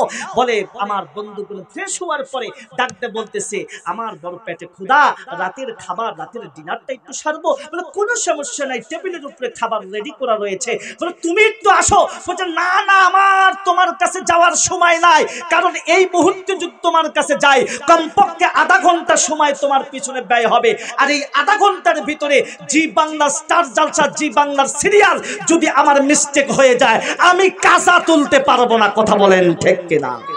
এমন মা বোন আছে কিনা? নাই। যার কারণে আজকে আমাদের মা বোনেরা স্বামীর থেকে অনেক দূরে চলে গেছে। কথা বলেন ঠিক কিনা? সরে বলেন ঠিক কিনা? সম্মানিত উপস্থিতি, এই জন্য শ্যামগাতির মা বোনদেরকে বলবো, এই কাজটা আপনারা করবেন না। যার কারণে আজকে আপনার স্বামী আপনাকে ভালোবাসে না, ওই স্বামী অতগুলো কষ্ট করার পরে বাহিরে কষ্ট করলো, ঘরের ভিতরে এসে যদি কষ্ট করে, তখন ওই স্বামী মনে মনে দোয়া করে, এইরকম দাজ্জাল মার্কা বউ থাকার চাইতে না থাকাই ভালো। কথা বলেন ঠিক কিনা? সরে বলেন ঠিক কিনা? এই জন্য সম্মানিত মায়েদেরকে বলবো, মা স্বামী যখন বাজার থেকে আসবে মুস্কি হাসি দিয়ে স্বামীর সঙ্গে কথা বলবেন, সব কাজ বাদ রেখে স্বামীর কাজে আগে যাবেন। নবী বলেছেন, যদি কোনো স্বামী আপনাকে ডাকে, স্ত্রী হিসাবে যদি ডাকে, আপনি যদি নামাজের অবস্থায় থাকেন, নফল নামাজের অবস্থায় থাকেন, ওই নামাজকে বাদ দিয়ে, রোজাকে বাদ দিয়ে স্বামীর ডাকে আপনাকে সাড়া দিতে হবে। কথা বলেন ঠিক কিনা? আর আপনি স্টার জলসা জি বাংলা আমার বন্ধুগণ, এই ইহুদিদের খ্রিস্টি কালচারের প্রতি আসক্ত হইয়া আপনার জান্নাতি মানুষ, জান্নাতি স্বামীকে আপনি এই রকম বয়কট করলেন, এর জবাব কিয়ামতের দিনে আপনাকে দিতে হবে। হ্যাঁ দিব দিব, আস্তে বাবা, মুরব্বি মুরব্বি, ওহো আস্তে বসে, হবে ইনশাআল্লাহ। কথা বলেন ঠিক কিনা? মুসলমান ভাইরা আমার, তাহলে আমি এটা শেষ করে দেই ইনশাআল্লাহ। কিতাবের লেখক লেখেন, আমার বন্ধুগণ, খলিফাতুল মুসলিমিন হযরত ওমর ডাক দিয়ে বললেন, এ বাবা, আমার তো সে টেনশন আছে, আমি তো বলবো। কথা বলেন ঠিক কিনা? আমি তো আপনার থেকে কথা বলে তারপরে বলবো না, আমি তো সেই সিস্টেম করে, এখনো আমার 10-15 মিনিট আছে, আমি সেই সিস্টেম করে আপনাকে ফিনিশিং দিয়ে তারপরে আমি এখানে দোয়া করব। যখন আমি ফিনিশিং দিব না, তখন আপনার বক্তব্য আছে। কথা বলেন ঠিক কিনা? কথা বলেন ঠিক কিনা? হুজুর আপনি না শেষ করে কেন আপনি দোয়া করে দিলেন? হ্যাঁ, কিন্তু এখন যদি আপনি বলেন, এটা আপনার ভুল হবে বাবা। আল্লাহ আপনাকে বুঝদান করুক, সকলে পড়ি আল্লাহুম্মা আমিন। ওনা অনেক ভালো মনের মানুষ, উনি বলতেছে যে হুজুর আমি ওই 3টা প্রশ্নের উত্তরটা আমি একটু শুনতে চাই, আমার খুব ভালো লাগতেছে। কথা বলেন ঠিক কিনা? এমনও তো হতে পারে কথা বলেন ঠিক কিনা? যে দিকে নিয়ে যাবেন সেই দিকেই যাবে। কথা বলেন ঠিক কিনা? মুসলমান ভাইরা আমার বন্ধুগণ, কিতাবের লেখক লেখেন, খলিফাতুল মুসলিমিন হযরত ওমর ডাক দিয়ে বললেন, আমি নিজের চক্ষু দ্বারা আল্লাহ তাআলার এই কুদরতটা আমি দেখেছি। মারহাবা কোন মারহাবা। ছোট্ট বাচ্চা কেমনে আব্দুল্লাহ ইবনে আব্বাস 3টা প্রশ্নের জবাব দিল। ডাক দিয়ে বলা হলো, ইহুদি ভাই বলেন বলেন, আপনাদের 3টা প্রশ্ন বলেন। এইবার প্রথম নাম্বার ইহুদি দাঁড়াইয়া ডাক দিয়ে বলতেছেন, প্রথম নাম্বার প্রশ্ন হইল, পৃথিবীর জমিনে এমন কোন আমার বন্ধুগণ কবর আছে যেই কবরটা জীবিত কবর, কবরের ভিতরে যেই লাশটা আছে ওই লাশটাও জীবিত লাশ। শুধু তাই নয়, জীবিত কবর জীবিত লাশকে নিয়ে 1 নয় 2 নয় 40 দিন পর্যন্ত দুনিয়ার ভিতরে হাঁটাহাঁটি করেছে। কথা কোন ঠিক আছে তো? আমার বন্ধুগণ, এইবার ছোট্ট ভাতিজা আব্দুল্লাহ ইবনে আব্বাস ডাকতে বললেন, ভাই গো, তাহলে আপনি শুনে নেন, আমার মালিক আল্লাহ তাআলা এমন একটা কোরআন দান করেছে, যেই কোরআনের সামনে দিয়ে পেছন দিয়ে কোনো বাতিল ঢোকার মতো পথ নাই। পৃথিবীর ভিতরে যতগুলো প্রশ্ন থাকতে পারে, সব প্রশ্নের জবাব আমার আল্লাহ তাআলা কোরআনের কারিমের ভিতরে দিয়ে দিয়েছে। আপনাদের এই প্রশ্নের জবাবও কোরআনে কারিমের ভিতরে রয়েছে। মারহাবা কোন। বলে কেমনে কেমনে কেমনে? বলে তাহলে আপনি শুনে নেন, আমার আল্লাহ তাআলা এই কোরআনুল কারিমের ভিতরে অসংখ্য নবীর আমার বন্ধুগণ ঘটনা বয়ান করেছেন। এই কোরআনুল কারিমের ভিতরে একজন নবী আছে, নাম তার হযরত ইউনুস নবী। এই নবীর নাম ধরে ধরে বারে বারে আমার আল্লাহ তাআলা কোরআনে কারীমের ভিতরে বয়ান করেছে। লম্বা আলোচনা করার কোনো সুযোগ নাই, ঘটনা বলার সুযোগ নাই, শুধু সারাংশ বলতেছি। কিতাবের লেখক লেখেন হযরত ইউনুস নবীকে যখন ডাকাত দল হাত বেঁধেছে, পা বেঁধেছে, মুখ বেঁধেছে, সমুদ্রের ভিতর থেকে ইউনুস নবীরে যখন সমুদ্রের পানির ভিতরে ফেলে দিবি, এমন সময় ইউনুস নবী মালিককে ডাকতে বলে, মালিক গো, এখানে আমাকে কেউ সাহায্যকারী নাই, একমাত্র তুমি আল্লাহ ছাড়া। জোরে বলি না মারহাবা মারহাবা। আমার আল্লাহ তাআলা ডাকতে বলেন, ইউনুস নবী চিন্তা করো না, চিন্তা করো না, চিন্তা করার কোনো কারণ নাই, কারণ তুমি আমার বন্ধু, আমি তোমার বন্ধু। জোরে বলি না আল্লাহু আকবার। দুনিয়াতে যদি বন্ধু বিপদে পড়ে, বন্ধুর মতো যদি বন্ধু হয়, রাত্রি 3টার সময় যদি ফোন করে, বন্ধুর মতো যদি বন্ধু হয়, সেটা আমার বন্ধুগণ তার সহযোগিতা করে। কথা বলেন ঠিক কিনা? কিন্তু দুনিয়ার সব বন্ধু টাকার জন্য পাগল, অর্থের জন্য পাগল। কথা বলেন ঠিক কিনা? স্বার্থ আছে বন্ধু আছে, স্বার্থ নাই বন্ধু নাই। কথা কন ঠিক কিনা? ডাকতে বললেন, ইউনুস নবী চিন্তা করো না, তুমি আমার বন্ধু, আমি তোমার বন্ধু, তোমাকে আমি এমন ভাবে হেফাজত করব যে ইতিহাসের পাতায় কিয়ামত পর্যন্ত লেখা থাকবে। আমার আল্লাহ তাআলা জিবরাইলকে বললেন, জিবরাইল যাও যাও, মাছকে আদেশ করো, মাছ যেন আমার বন্ধুকে হেফাজত করে। আল্লাহু আকবার বলে। মাছকে বলার পর মাছ হা করলেন, ইউনুস নবীকে ফেলে দিলেন। আমার বন্ধুগণ ইউনুস নবী মাছের পেটে চলে গেলেন। 40 দিন পর্যন্ত ইউনুস নবী মাছের পেটে ছিল, জীবিত অবস্থায়। জোরে বলেন কোন অবস্থায়? জোরে বলেন কোন অবস্থায়? জীবিত অবস্থা থাকার পরে ইউনুস নবীকে শেষ পর্যন্ত 40 দিন পরে আমার বন্ধুগণ কোন কিনারে, নদীর কিনারে আমার বন্ধুগণ মাছ হযরত ইউনুস নবীকে বের করে দেয়। আমার বন্ধুগণ কিতাবের লেখক লেখেন, ডাকতে বললা হলো, এই ইহুদি ভাই, আপনাদের প্রথম নাম্বার প্রশ্নের উত্তর হলো এটা, হযরত ইউনুস নবী ছিলেন জীবিত লাশ, আর ওই মাছটা ছিল জীবিত কবর। শুধু তাই নয়, ওই জীবিত লাশ, জীবিত কবর আমার বন্ধুগণ মাছ পেটের মধ্যে নিয়ে 40 দিন পর্যন্ত নদীর এ প্রান্ত ও প্রান্ত আমার বন্ধুগণ ঘোরাঘুরি করেছে। আল্লাহু আকবার। প্রথম ইহুদি ডাকতে বললেন, আব্দুল্লাহ ইবনে আব্বাস, তুমি যেই প্রশ্ন, আমরা যেই প্রশ্নটা তোমাকে করেছি, এই প্রশ্নের সঠিক জবাব সাদাক্তা, একদম সঠিক জবাব তুমি ছোট্ট বাচ্চা কোরআন থেকে আমাদেরকে দিয়ে দিয়েছো। জোরে বলি সুবহানাল্লাহ। মুসলমান ভাইরা আমার, এবার 2 নাম্বার ইহুদি দাঁড়ায়া ডাকতে বলতেছে, এই পৃথিবীর জমিনে এমন একটা জায়গা আছে, যেই জায়গায় সূর্যের আলো একবার স্পর্শ করেছে। কথা কোন ঠিক কিনা? কিতাবের লেখক লেখেন, আমার বন্ধুগণ, হযরতে আব্দুল্লাহ ইবনে আব্বাস রাদিয়াল্লাহু তাআলা আনহু বললেন, ইহুদি ভাই, এই কোরআনুল কারীমের ভিতরে আরেকজন নবীর নাম আছে, নাম তার হযরতে মূসা কালিমুল্লাহ। জোরে জোরে আওয়াজ দিয়ে বলি না মারহাবা। এই মূসা কালিমুল্লাহ আমার বন্ধুগণ পিছন থেকে যখন ফেরাউনের দল ধাওয়া করে, সামনে আমার বন্ধুগণ মূসা আলাইহিস সালাম দৌড়ায়, পিছনে ফেরাউনের দল। কথা কোন ঠিক কিনা? যাইতে যাইতে সামনে নদী বেঁধে যায়, নদী বাঁধার পরে আমার বন্ধুগণ মূসা নবীর সামনে অগ্রসর হতে পারে না। তার যতগুলো অনুসারী আছে, সব অনুসারী ডাক দিয়ে মূসা আলাইহিস সালামকে বললেন, মূসা, আমাদের মাঝে অনেক ছোট্ট ছোট্ট বাচ্চা আছে, তারা তো সাঁতার জানে না, আমাদের মাঝে অনেক ভাইও আছে সাঁতার জানে না। কথা বলেন ঠিক কিনা? আমরা যদি ফেরাউনের হাত থেকে বাঁচতে চাই, তাহলে আমাদের নদীর উপরে ঝাঁপ দিতে হবে, পানি খাইতে খাইতে দুনিয়ার ভিতর থেকে চিরবিদায় হয়ে যাইতে হবে।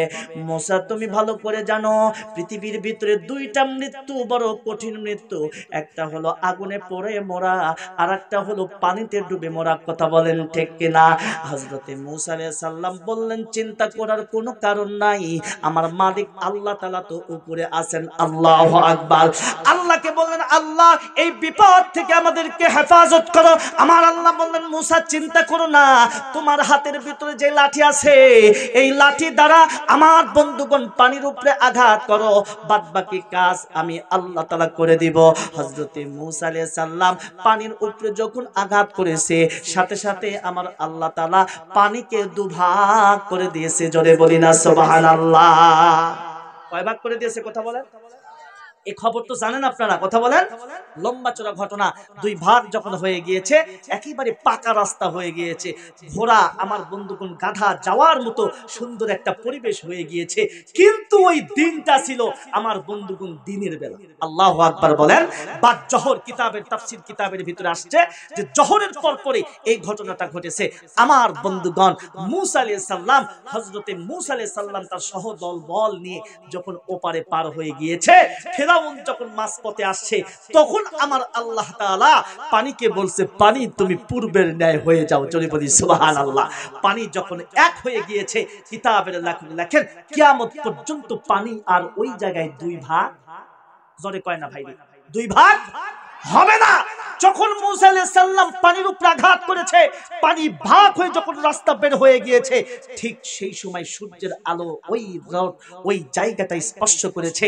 আমার বন্ধুগণ তার পরক্ষণেই আমার আল্লাহ তাআলা পানিকে যখন এক করে দিয়েছে, কিয়ামত পর্যন্ত আর সূর্যের আলো ওই জমিন স্পর্শ করবে, জোরে বলেন করবে না। এই কথা বলার পরে ওই ইহুদি বলতেছে যে ছোট্ট বাচ্চা আমার বন্ধুগণ এই দুই নাম্বার প্রশ্নের জবাবও সঠিকভাবে দিয়েছে, জোরে আওয়াজ দিয়ে বলি না সুবহানাল্লাহ। থাকলো কয়টা? তাহলে থাক, কথা বলেন, সামনে বছরের জন্য রাখি। হ্যাঁ, সবাই শুনবেন, বাড়িতে যাবেন না তো কেউ ইনশাআল্লাহ? হ্যাঁ, ওইদিকে বাঘের মুস, আমার বন্ধুগণ মহিলা কেমনে বাঘের মুস নিয়ে আসলো, শুনতে রাজি আছেন? যে কোনো একটা, হয় ওটা না হয় এটা, কোনটা শুনবেন? আমার ভাই, আমার বন্ধুগণ, আমার বন্ধুরে, কিতাবের লেখক লেখেন, হুজুর বললেন আগে তোমার ঘটনা বলো, তারপরে আমি তোমাকে তাবিজ বানাই দিব। মারহাবা কোন মারহাবা। মহিলাটা বললেন, হুজুর আমি এমন একটা টেকনিক অবলম্বন করেছি যে বাঘ দুইটা নয় 10টা মুসো যদি আমি নিতাম, বাঘ আমাকে কিছুই বলতো না। এ শ্যামবাতির যুবক ভাইরা আপনারা একটু জবাব দেন, আপনি যদি জঙ্গলের ভিতরে যান, জঙ্গলের ভিতরে যাওয়ার পরে যদি বাঘের সঙ্গে আপনার দেখা হয়, বলেন তো বাঘ আপনাকে দেখে সালাম দিবে না ডাইরেক্ট রিঅ্যাকশন? কথা কয় না কে, কথা কয় না কে? নাকি আপনাকে দেখে সালাম দিবে, মেহমানদারির ব্যবস্থা করবে, বলে তুমি শ্যামবাড়ির যুবক, তুমি শ্যামবাড়ির মেম্বার, চেয়ারম্যান এবং ইমাম সাহেব, আসো আসো আসো মামা আমার বাড়িতে আসো, একটু মেহমানদারি করো, এটা করবে। Direct action, direct action. এবার ডাকতে বললেন, হুজুর আমি অনেক চিন্তা ভাবনা করেছি, ওই বাঘের কাছে সশরীরে কিন্তু যাওয়া যাবে না, একটা টেকনিক অবলম্বন করতে হবে। ওই বাঘের দুর্বল পয়েন্ট কি এটা আমাকে আগে জানতে হবে। মারহাবা কাল মারহাবা। বন্ধু হইয়া বন্ধুর ক্ষতি করে, বন্ধুর দুর্বল পয়েন্টে আঘাত করে, কথা কোন ঠিক কিনা? এ যুবক আজ থেকে ওয়াদাবদ্ধ হয়ে যাও, যতদিন বাঁচবা ততদিন জীবনে কোনোদিন নিজের গোপন কথা বন্ধু বান্ধব এবং নিজের স্ত্রীকেও পর্যন্ত বলবা না, কথা কোন ঠিক কিনা? কারণ আমার বন্ধুগণ, আমার মালিক প্রত্যেকটা ভাইকে, প্রত্যেকটা যুবককে আমার বন্ধুগণ কোনো না কোনো দুর্বল পয়েন্ট করে সৃষ্টি করেছেন। এই যে আমার ভাইজান এত বড় আল্লাহ তাআলা সম্মান দান করেছেন, হয়তো বা আমার আল্লাহ তাআলা যেন আরো সম্মান বাড়ায় দেয়। এরপরেও দেখবেন একটা সাইড তার দুর্বল আছে। আমি যে এত বড় আলেম, এত বড় বক্তা, আমার বন্ধুগণ আমারও একটা সাইড দুর্বল আছে, কথা বলেন ঠিক কিনা? প্রত্যেকটা মানুষের আমার বন্ধুগণ কোনো না কোনো সাইড দুর্বল আছে। এই দুর্বল পয়েন্ট কখনো আমার বন্ধুগণ, স্ত্রী হোক বন্ধু হোক, কখনো বলবেন না। যদি বললেন তো আপনি বিপদে পড়লেন, কথা বলেন ঠিক কিনা? এইবার হুজুরকে ডাক দে বলে, হুজুর আমি অনেক গবেষণা করার পর দেখতে পাইলাম বাঘ খাওয়ার প্রতি দুর্বল, গোশতের প্রতি দুর্বল, কথা কোন ঠিক কিনা? এইবার চিন্তা করার পর বাজার থেকে 5 কেজি গোশত ক্রয় করে নিয়ে আসার পরে 5টা আমি প্যাকেট করলাম।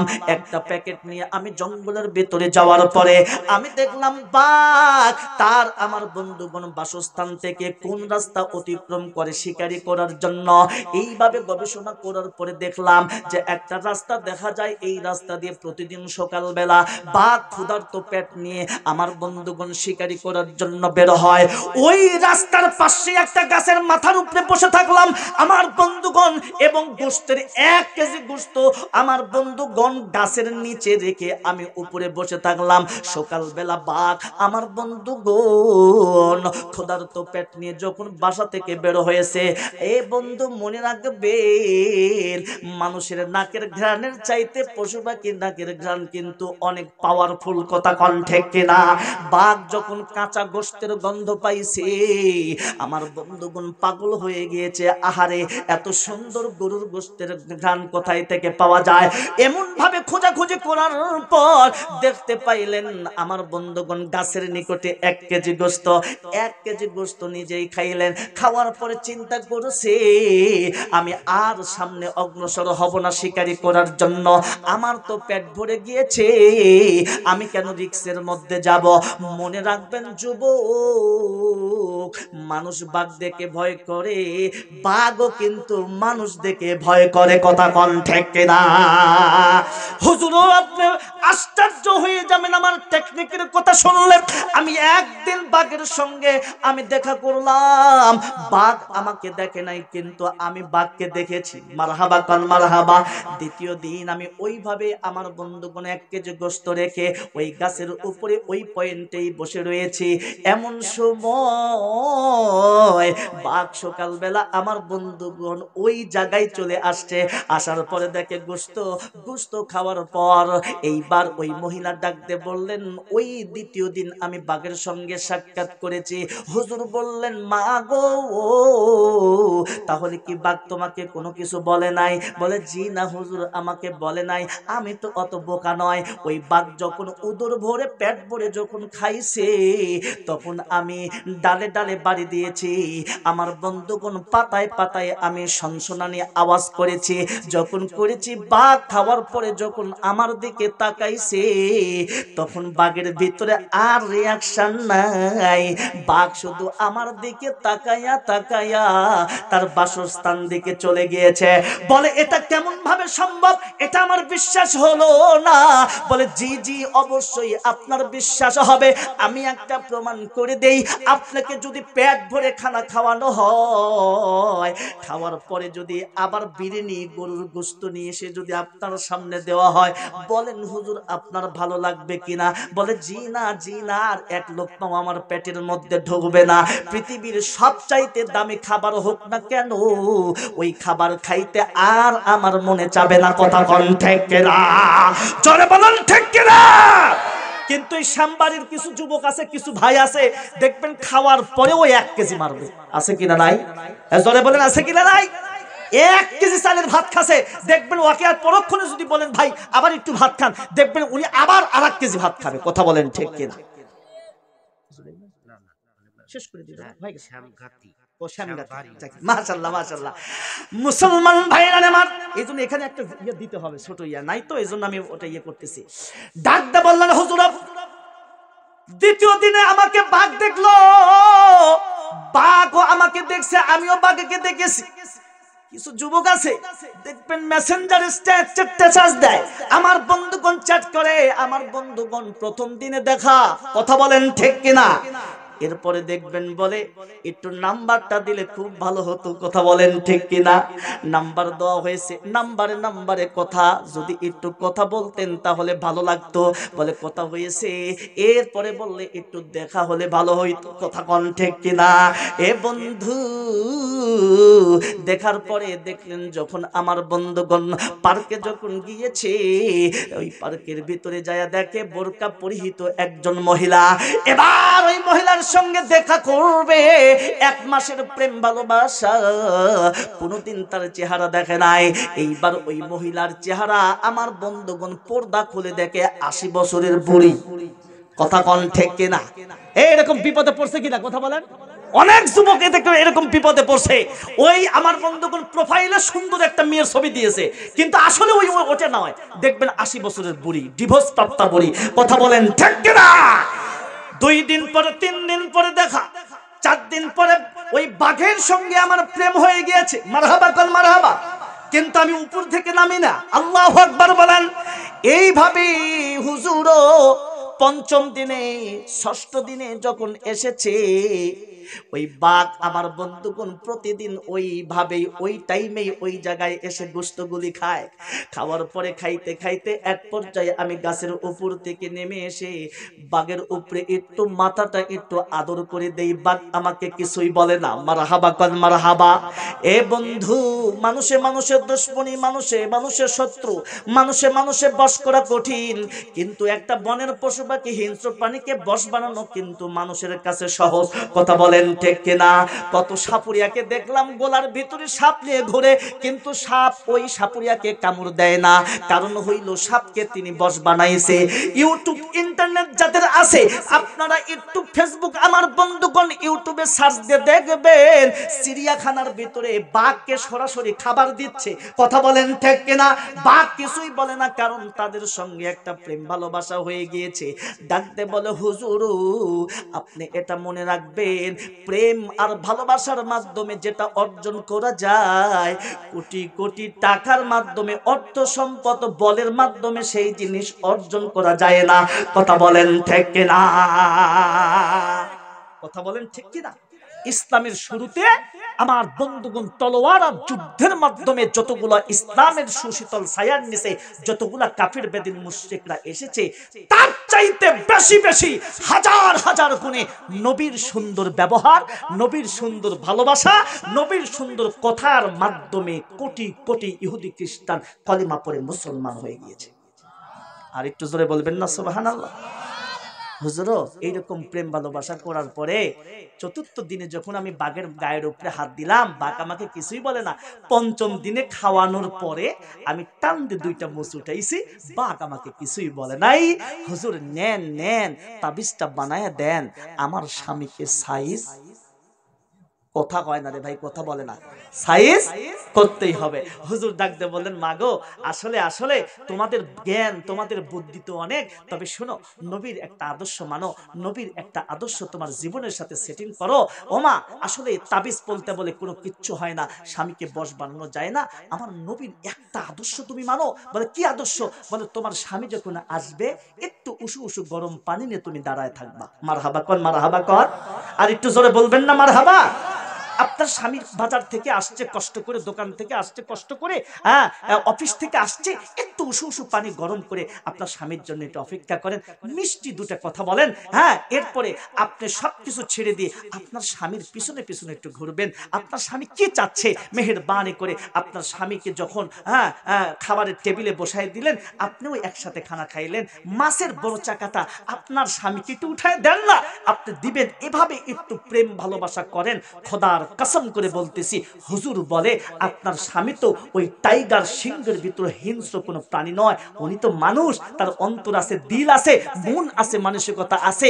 আপনি এমন ভাবে নবীর আদর্শ, ফাতিমা যেরকম আমার বন্ধুগণ স্বামীর খেদমত করেছেন, আয়েশা রাদিয়াল্লাহু তাআলা আনহা যেমন স্বামীর খেদমত করেছেন, আপনি 2টা দিন এমন ভাবে স্বামীর পিছনে মেহনত করেন, খোদার কসম করে বলতেছি আপনার স্বামী আপনাকে বলতে পাগল হবে, এই স্বামী কখনো পরকিয়া করবে না। কথা বলেন ঠিক কিনা?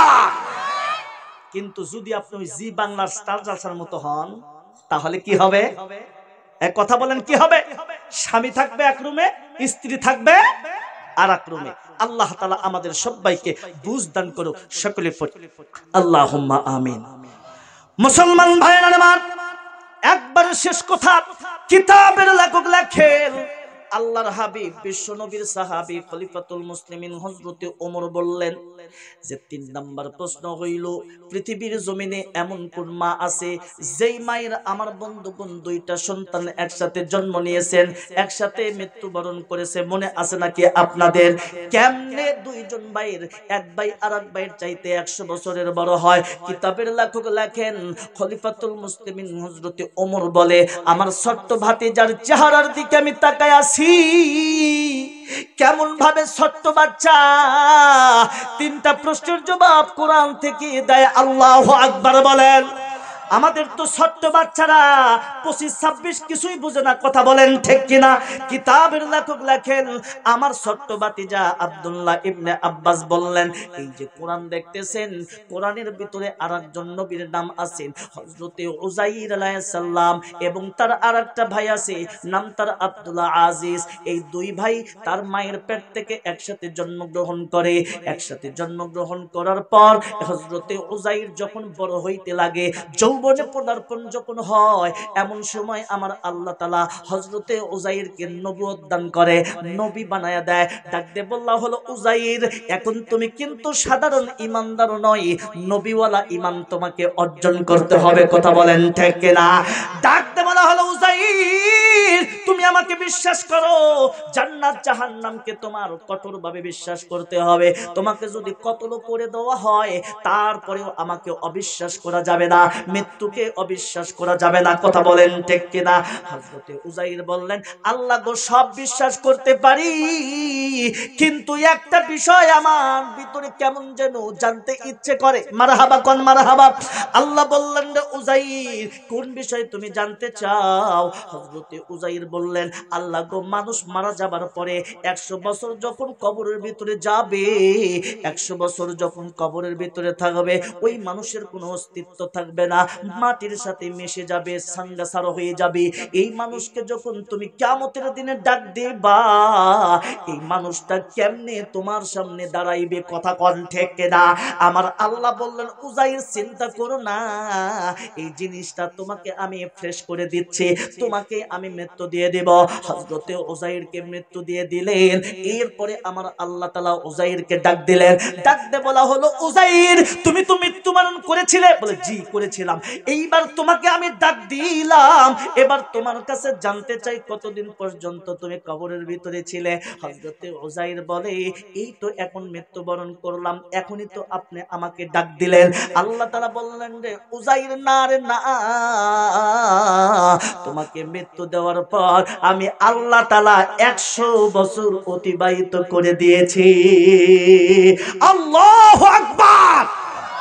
বলেন তো এমন শক্তি আমার আল্লাহ তাআলার আছে কিনা নাই? জোরে বলেন, আছে কিনা নাই? মোরা গাছে আল্লাহ তাআলা ফুল ফুটাইতে পারে কি পারে না? নিঃসন্তান মাকে সন্তান দিতে পারে কি পারে না? এজন্য যুবক আল্লাহর প্রতি বিশ্বাস স্থাপন করতে হবে। তোমার চাকরি হয় না, তুমি উদাসীন হয়ে গিয়েছো, আমার মনে হয় চাকরি আর হবে না। না, এমন চাকরির ব্যবস্থা আল্লাহ তাআলা তোমাকে করে দিবে, তুমি পরিকল্পনাই করতে পারবে না, কথা বলেন ঠিক কিনা? এজন্য বিশ্বাস রাখতে হবে কার উপরে? আরো জোরে বলেন, কার উপরে? আল্লাহর উপরে। ডাক দিয়ে বলা হলো, তাহলে আমার এমন হলো কেন? আল্লাহ তাআলা বললেন, রে পাগলা, এটা হলো আমার ঈমানদারদের মৃত্যু। সুবহানাল্লাহ বলবেন না? ঈমানদার ব্যক্তিরা মৃত্যুবরণ করবে, মায়ের স্তন থেকে দুধ পান করতে করতে যেমনটি সন্তান ঘুমিয়ে যায়, ঠিক তেমনি ভাবে আমার ঈমানদার ব্যক্তি, মুত্তাকি ব্যক্তি, এমন ভাবে আমি তাদেরকে মৃত্যু দান করব। সুবহানাল্লাহ বলেন। এরপরে হযরতে উযাইর জীবিত হলেন, তার ভাই আব্দুল আজিজ বেঁচেই ছিলেন। সুবহানাল্লাহ বলেন। 100 বছর বেঁচে ছিলেন।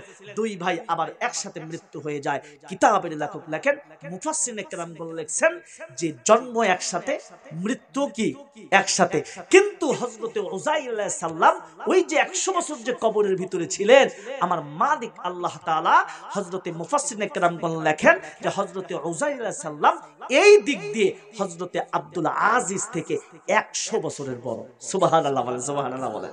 এই কথা বলার পরে তিনজন ইহুদি লাভ দিয়ে দাঁড়ায়া আল্লাহু আকবার বলে খলিফাতুল মুসলিমিনের হাতটাকে বাড়ায়া হাতটাকে ধরে ডাক দিয়ে বললেন, যেই সন্তান সত্য সন্তানের দেহের ভিতরে এই কোরআনের কঠিন প্রশ্নগুলো থাকতে পারে, এই কিতাব কখনো মিথ্যা হতে পারে না, ওই মালিক কখনো মিথ্যা হতে পারে না, তোমাদের নবী কখনো মিথ্যা হতে পারে না, কালিমা পড়ায়া দাও, আমরা কালিমা পড়ে মুসলমান হয়ে যাব। জোরে বলি আল্লাহু আকবার।